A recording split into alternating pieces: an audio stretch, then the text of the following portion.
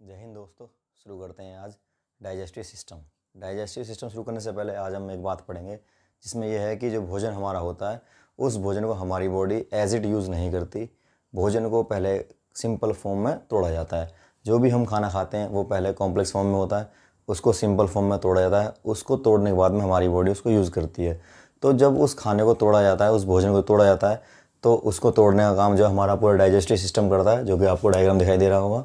इस डायग्राम के द्वारा हमारे भोजन को तोड़ा जाता है। तो शुरू करते हैं। सबसे पहले हमारी बॉडी के अंदर जो है पहला फंक्शन ये है कि हमारे पास जो भी फूड होता है उस फूड को पहले ब्रेक डाउन किया जाता है सबसे सिंपल फूड के अंदर, और उस फूड को हमारी बॉडी सेल्स जो है यूज़ कर लेती हैं अपने शरीर के लिए। स्टार्टिंग करते हैं। सबसे पहले हमारा जो आपको डायग्राम दिखाई दे रहा है, इस डायग्राम में जो आपको ये पाइप दिखाई दे रहा है, ये जो पाइप है, ये पाइप होता हुआ स्टमक से होता हुआ छोटी आंत बड़ी आंत से सबसे जुड़ता हुआ एक पूरी की पूरी नली होती है। ये एक सिंगल ट्यूब होती है। ये जो है एक सिंगल ट्यूब होती है, इसमें सभी अंग जुड़े हुए होते हैं। इसको हम एलिमेंट्री कैनाल बोलते हैं। इसका जो साइज़ है वो लगभग 9 मीटर लंबा माना जाता है।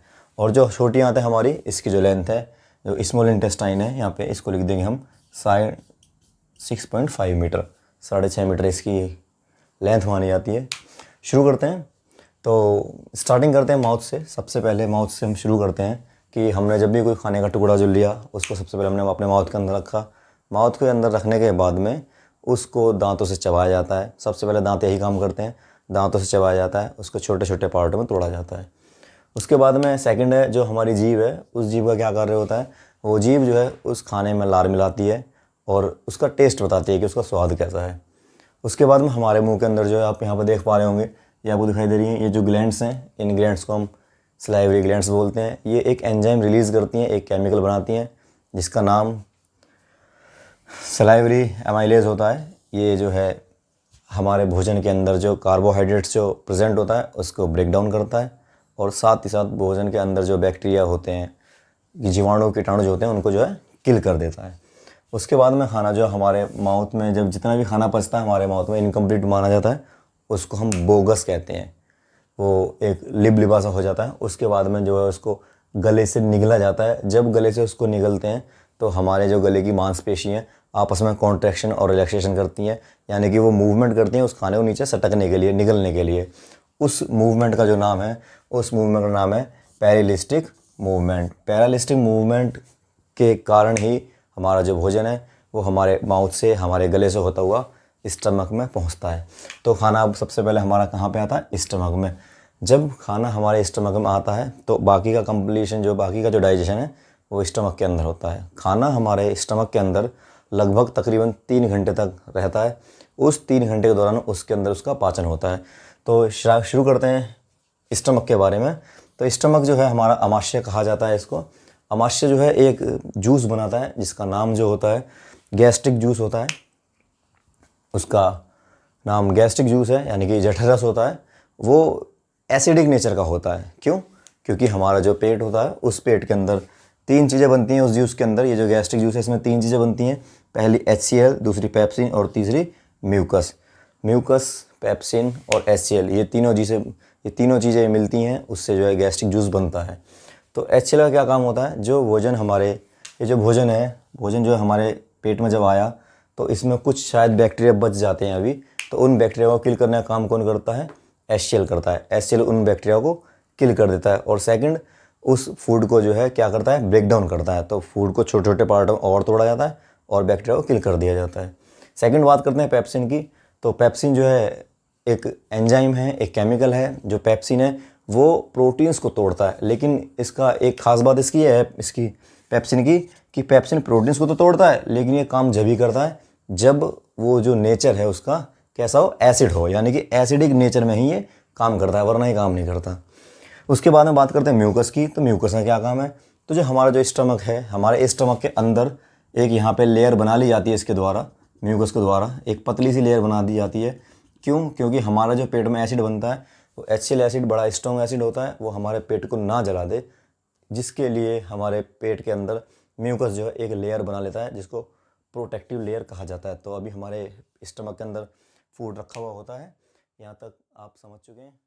हाँ, तो हम बात कर रहे थे जो हमारा जो फूड है, हमारा जो फूड जब स्टमक में था तो स्टमक के इसके अंदर तीनों परफॉर्म हो चुके थे फंक्शंस। तो हमारा स्टमक के अंदर जो है फूड डाइजेस्ट लगभग ऑलमोस्ट हो चुका था, लेकिन काफ़ी ज़्यादा पार्ट उसका जो डाइजेशन के लिए रह चुका था। तो जो हमारा पेट है, इस पेट से जो भोजन है हमारा, इससे होता हुआ कहाँ जाएगा, हमारा जो खाना है छोटी आंत में, यानी कि स्मॉल इंटेस्टाइन में जाएगा। इसका नाम ही छोटी आंत है, लेकिन इसकी लेंथ सबसे बड़ी है, ये 6.5 मीटर की होती है लेंथ।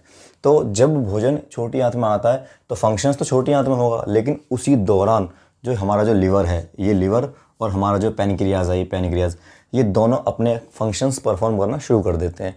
तो जैसे ही भोजन हमारी छोटी आंत में आया तो लीवर भी अपना काम करता है और पैनक्रियाज भी अपना काम करता है। लीवर क्या काम करता है? लीवर सबसे पहले एक जूस बनाता है जिसका नाम है बाइल जूस। ठीक है, लीवर सबसे पहले एक जूस बनाता है जिसका नाम है बाइल जूस। और जो ये बाइल जूस है, ये स्टोर किसके अंदर होता है? इसके अंदर। ये जो है इसको बोलते हैं हम गॉल ब्लैडर। तो जो हमारा जो बाइल जूस बनता है, ये बाइल जूस स्टोर होता है किसके अंदर में? गॉल ब्लैडर के अंदर। गॉल ब्लैडर के अंदर हमारा जो बाइल जूस है वो स्टोर होता है।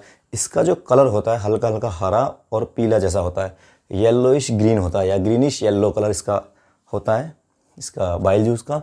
ये जो बाइल जूस है, ये इसका जो नेचर है, ये बेसिक नेचर का होता है। और जैसे कि ये बेसिक नेचर का होता है तो ये क्या करता है? ये भोजन को भी बेसिक कर देता है, क्योंकि पहले यहाँ पे जब पेट में भोजन था, जब स्टमक में भोजन था, तो वहाँ पे HCl एसिड था, तो उसने भोजन को एसिडिक कर दिया। लेकिन अब भोजन जो है छोटी आंत में आ रहा है, तो उस समय पे लीवर ने बाइल जूस बनाया जो खुद बेसिक होता है, तो इसलिए फूड को भी क्या कर देता है? वो बेसिक कर देता है।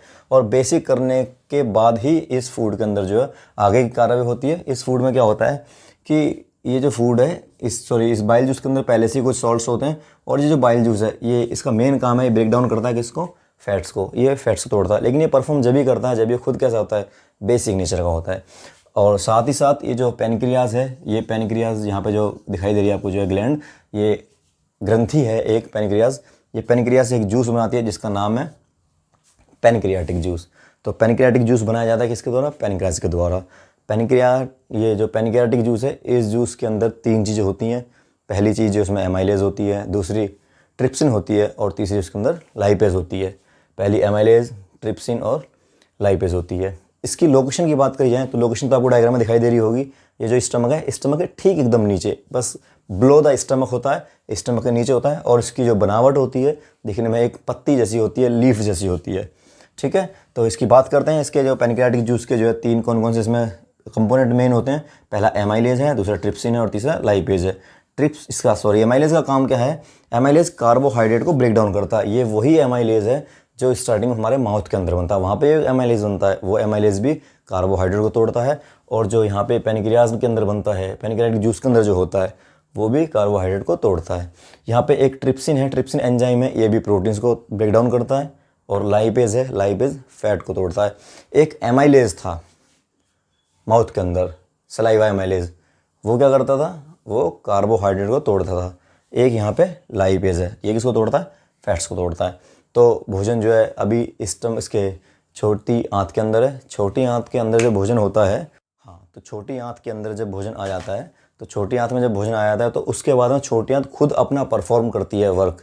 छोटी आंत क्या करती है? जो स्मॉल इंटेस्टाइन है, ये जो इंटेस्टाइन है खुद, ये एक खुद जूस बनाती है जिसका नाम है इंटेस्टाइनल जूस। तो छोटी आंत जो हमारी होती है, स्मॉल इंटेस्टाइन जो होती है, वो खुद अपना एक जूस बनाती है जिसका नाम है इंटेस्टाइनल जूस। और इस जूस का मेनली काम क्या होता है? इस जूस का काम होता है कि इसके अंदर जो भी कार्बोहाइड्रेट्स हमारे फैट के उसके फूड के अंदर होते हैं, जो भी कार्बोहाइड्रेट्स हमारे फूड के अंदर होते हैं, उन सभी कार्बोहाइड्रेट्स को तोड़ देती है किसके अंदर? ग्लूकोज में। ग्लूकोज हमारा सबसे सिंपल फूड होता है। उसके बाद में जो प्रोटीन्स होते हैं, उन प्रोटीन्स को तोड़ देती है किसके अंदर? एमिनो एसिड्स के अंदर। और जो फैट्स हमारे, उन फैट्स को तोड़ देते हैं फैटी एसिड्स में और गिल्सिरोल में। तो ये खाने का जो भोजन का जो कंप्लीट डाइजेशन है वो छोटी आंत में होता है। कई बार सवाल पूछा था पेपर में कि फूड का जो कंप्लीट डाइजेशन कहाँ पे होता है? तो स्मॉल इंटेस्टाइन में होता है।